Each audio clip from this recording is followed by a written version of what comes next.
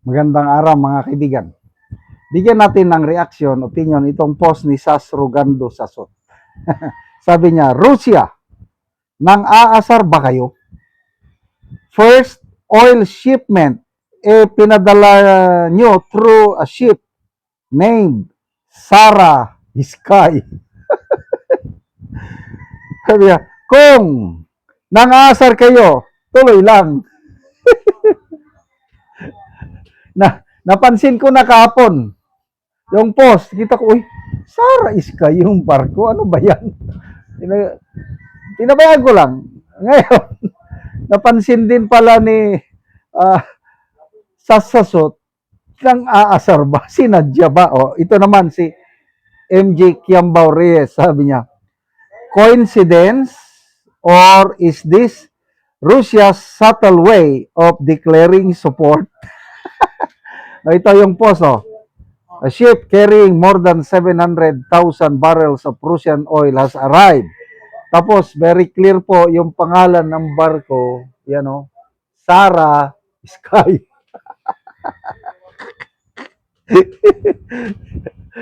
Ano ba yan? Sinadya o nagkataon lang? Basa tayo sa mga comments, ha? Oh. Jason Robrico, sabi niya, pwede, bongbong high.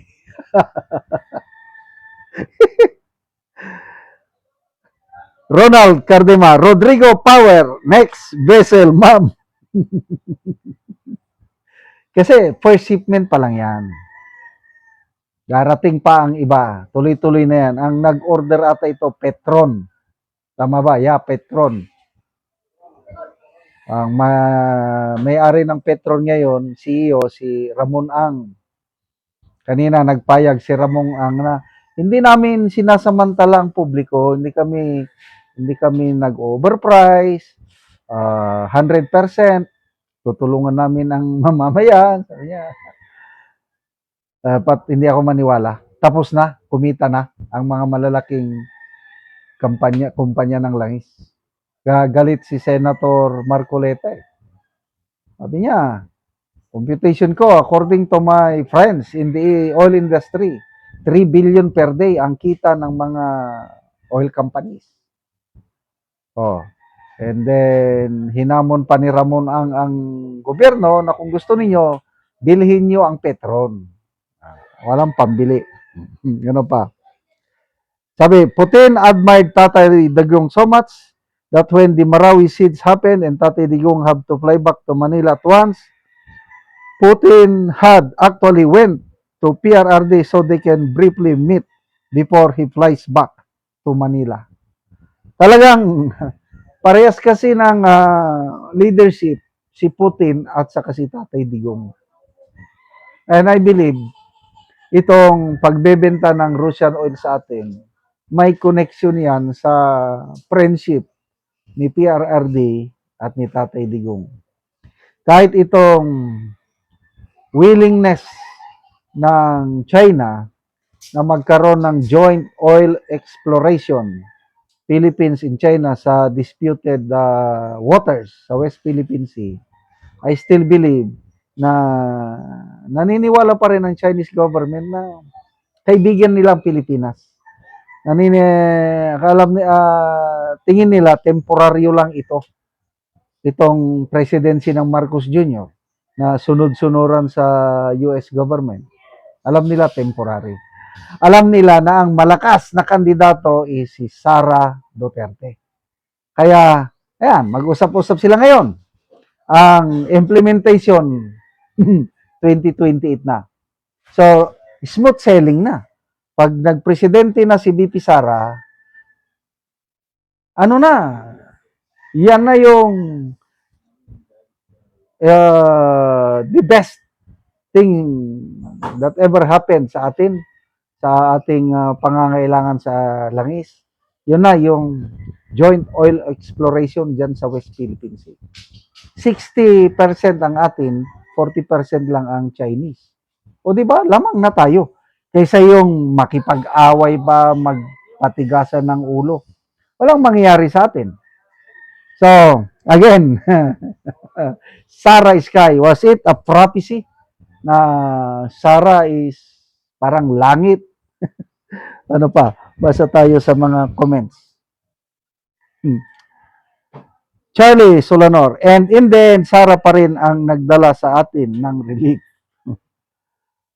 Joy Ramos, Russia helps us because of Putin Duterte friendship, as in real friendship indeed. Correct?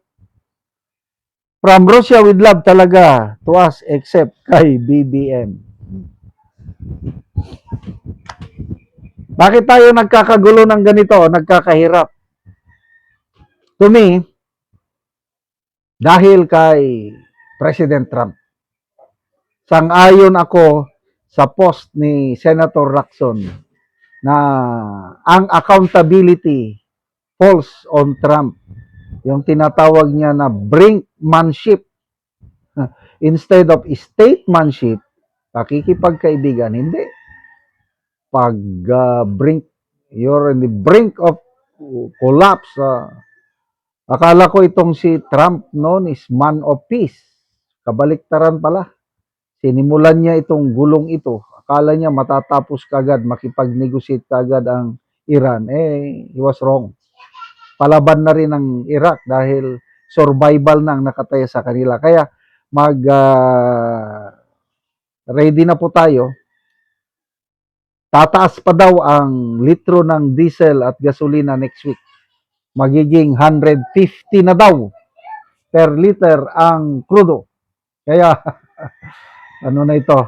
But anyway, kung nakasurvive na tayo nung panahon ng pandemic, dahil sa ating Tatay Digong, sana naman, makasurvive din tayo on our own. Not so much on government support. Wala. Band-aid. Solusyon ang ginagawa ng gobyerno. Ayu-ayuda lang. Wala yung pangmatagalan talaga na one-time giving of ayuda. Wala na. Bahala na kayo.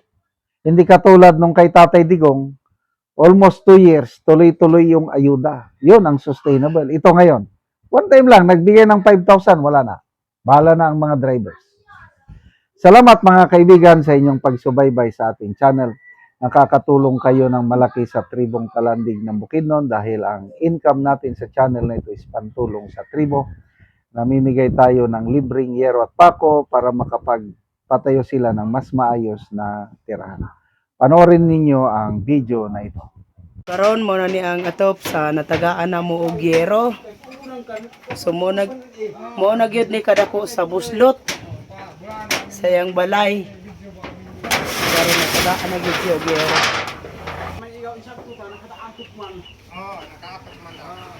O mao na ni ang yero nga among gihatag nga ilang atop karon para mapulian ang ilang atop nga buslot.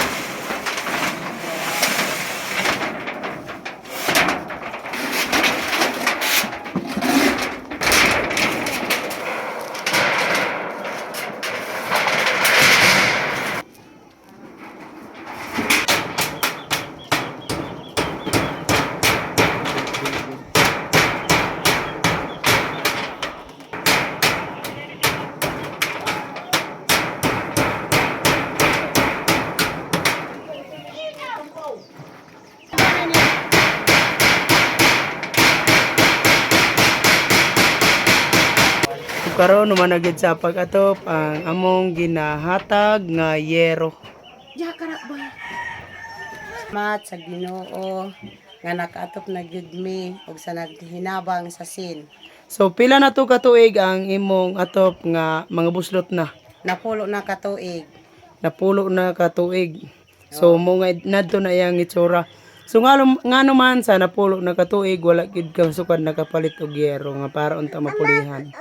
Tungod kay kanang wala mi sakto nga trabaho. Igor mi ga muso kung makakuha mi kwarta igor gid ipalit namo og bugas. Na kung walay muso, asa naman mo magkuha sa inyong pagkaon?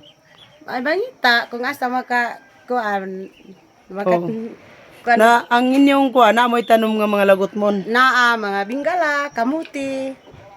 Mura na among pinangabuhian. So sa maglisod mi magpalit og mga sin. Oo. So, Salamat gyud sa Ginoo sa nagtabang.